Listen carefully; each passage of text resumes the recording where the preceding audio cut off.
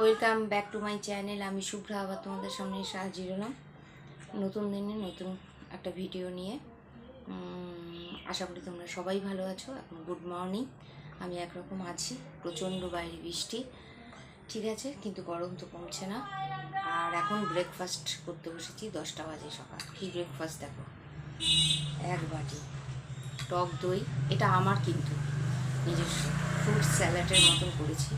একটু বিট লবণ দিয়েছি, টক দই, এই দেখো শসা, খেজুর, আপেল, কলা, এই দিয়ে আজকের আমি ব্রেকফাস্ট করছি।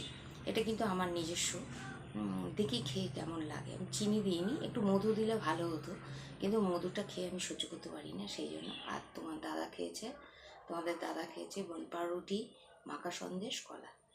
হ্যাঁ, এখন সকাল 10টা বাজে। তা যাই হোক, আজকে তোমাদের সঙ্গে এই নতুনভাবে নিজস্ব একটা রেসিপি না, মানে ব্রেকফাস্টের জন্য একটা স্যালাড তৈরি করলাম, তাই তোমাদের সঙ্গে শেয়ার করলাম। এর মধ্যে খেজুরে দিয়েছি, একটু বেদানা দিলে ভালো হতো, আমার ঘরে যা ছিল তাই। মোট কথা ফ্রুটস দিয়ে করেছি, দেখি খেতে কেমন লাগে। একটু মধু দিলে ভালো হতো, যাই হোক দিইনি।